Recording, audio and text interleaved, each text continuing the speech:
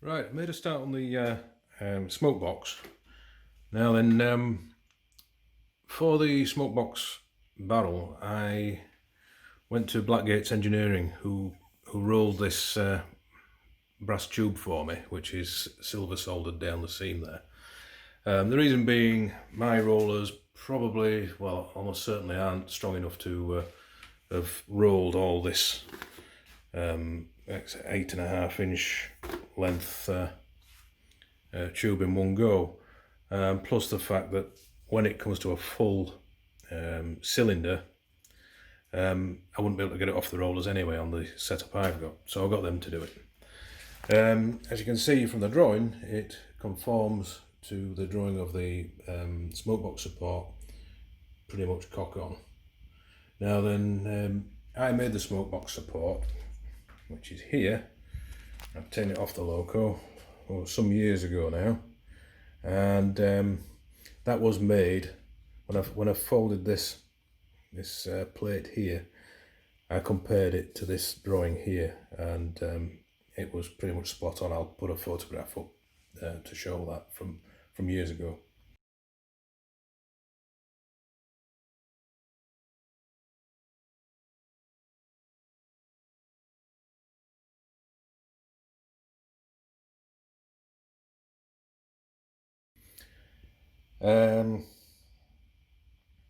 Now then, when I presented this new Smokebox barrel to this support, you can see there that the radius is considerably different. Now, what I think's happened is that after I'd rolled this and subsequently silver soldered it to this framework, I think what's happened is the stresses that were put into the plate through rolling have relaxed with the heat and then altered the radius of the plate. So to get around this, I've had to take this off. What I'm going to do is bolt through these corner pieces, and then heat the whole thing up to get the top plate off to be re-rolled. I'm bolting it because I don't want all these soldered joints to fall to pieces. I want to retain this frame if I possibly can.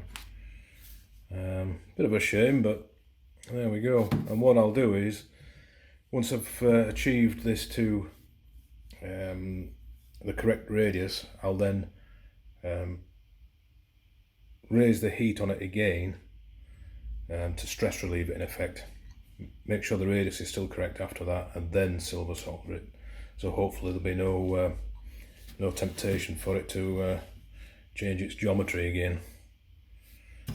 Only problem with taking this off, it is secured with screws here, and these and it shares some screws with the cylinder mounts. So the whole cylinder block assembly has to come off on both sides. So, having said that, it gives us a bit more room to be getting on with other things that I need to be finishing off in here, such as the drain cock mechanism and one or two other bits and bobs. So right, here we go.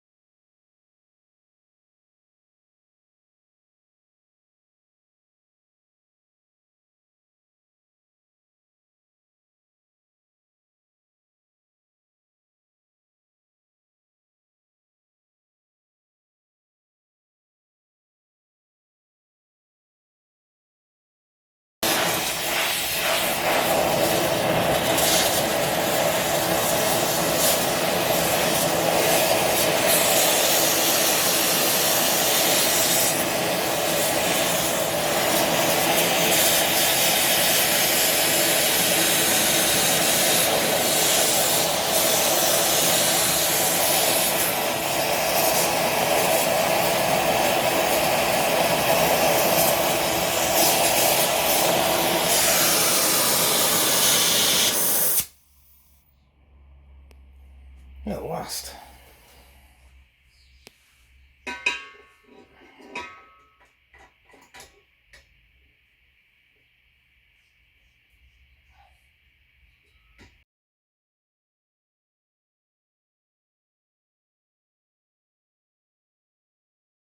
Right, I've put the plate back through the bend rolls, and you can see there I've overcooked it slightly, a bit more than slightly in actual fact, but the edges here and here are sitting reasonably well with the smoke box. Now then, the reason I overcooked it slightly was where this seam is here, the smoke box is slightly out around, so if I present it like that, you can see that the radius is a better fit all around, because I want the seam to be at the bottom of the smoke box where it can't be seen. So we'll go with that, I think. So time to reassemble the smoke box mounting plate.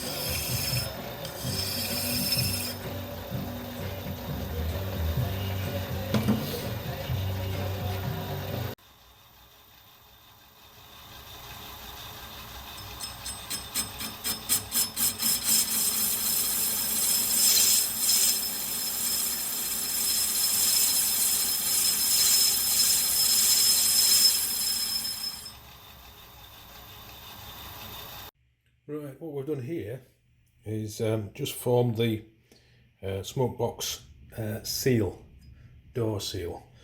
And if we bring the door over, you can see we've got a 45-degree angle on the periphery of the door, and that, when fitted in the Smokebox ring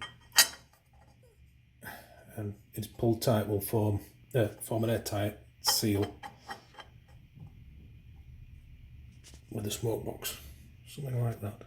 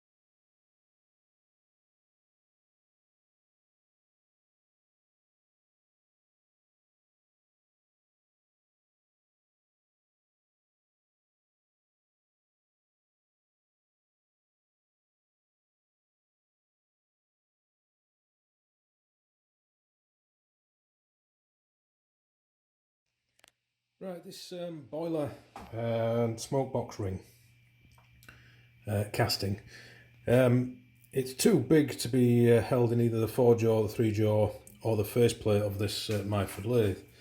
And my first thoughts were to take it to somebody that's got a bigger lathe and get them to do it. A mate of mine has got a nice Colchester, and it'd have been dead easy to do on there.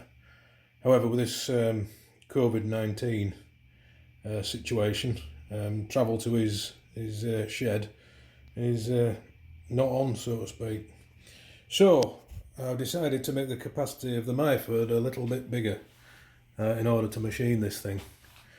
Now then, the back face of the casting here should ideally have been faced off, but the way I've decided to hold this thing means I couldn't do that. So I blued it up and flatted it off with emery, well, with files to start with, and then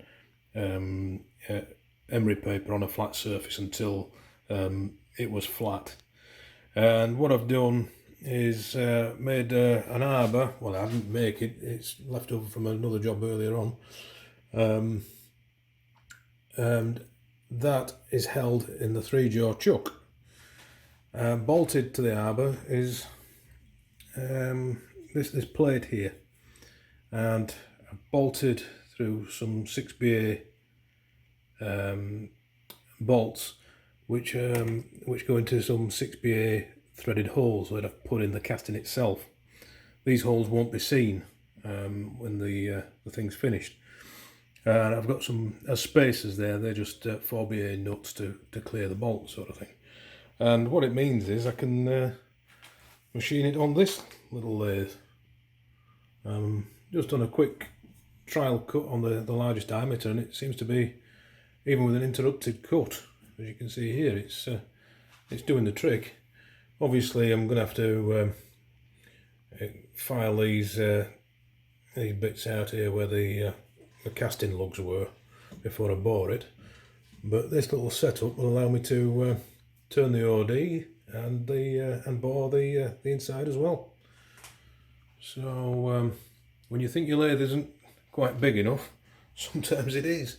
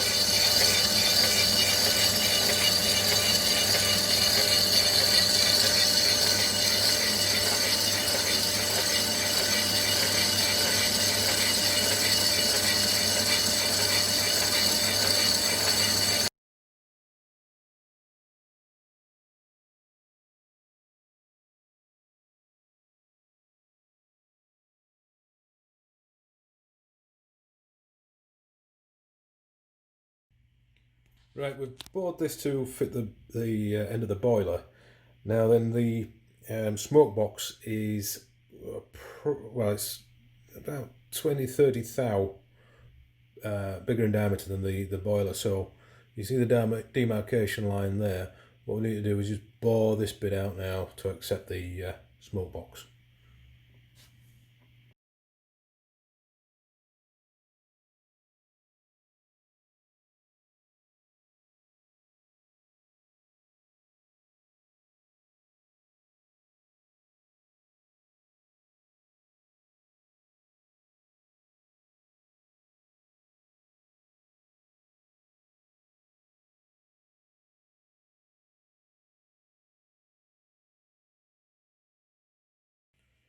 Right, what we've got so far is the smoke box barrel, the smoke box door ring, the smoke box door itself, and the boiler to smoke box adapter ring.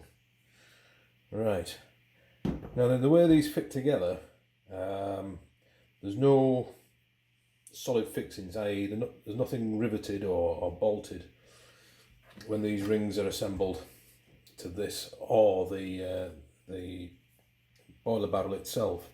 It's basically just a good fit, a good push fit, which I'll just show you now. I'll just have to alter the camera a bit. So this is your the front piece. As you can see, it's not going to fall in there. You've got to persuade it a bit.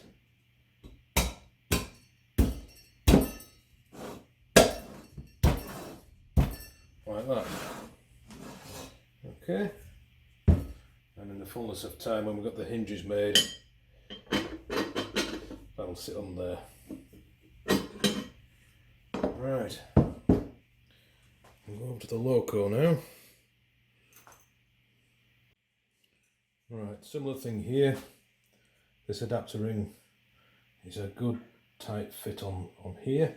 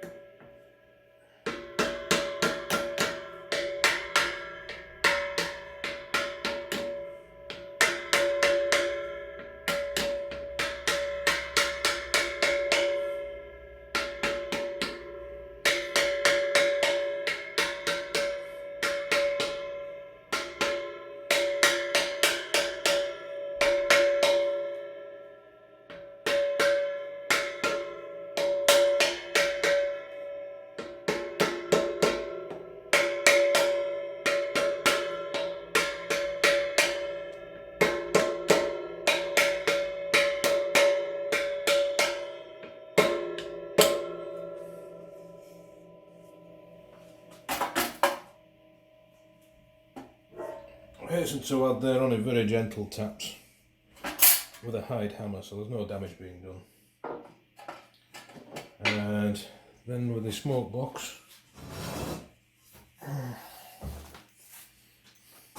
again, this is a push fit. This is slightly larger diameter than the boiler, so we've got a step in the bore of this ring. So again, this is a push fit job.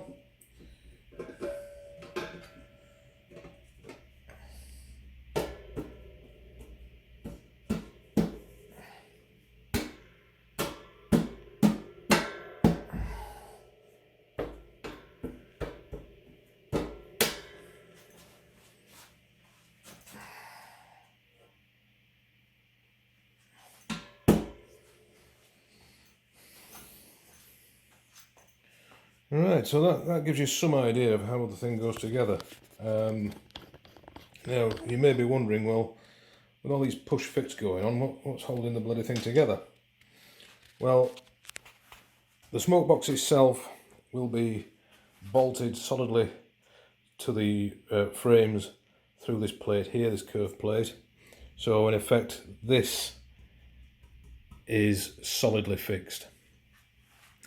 We've got a push fit into this ring, from both the Smokebox and the boiler. At this end, the boiler will be retained with some pegs. Now, they won't be threaded in there, they'll be just, this pad will be drilled and pegs will locate into this pad. Now then, that will stop the front end of the boiler from moving fore and aft or side to side. So in effect, with it being fixed here solidly and with pegs here, this whole assembly isn't going anywhere. And the fact that this is a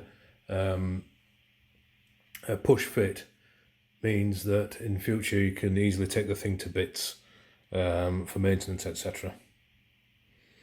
Now then, what I can do now is determine where the chimney is going to go, the steam pipes, the rivet rings that go on here, although they are just decorative, will go. And I can't do that until I've positioned the boiler exactly where it needs to be, which will position the smoke box where it needs to be. From that I can determine where to drill and put all the various bits and bobs. So that's part one of the smoke box, and so far so good. Okay, thanks for watching.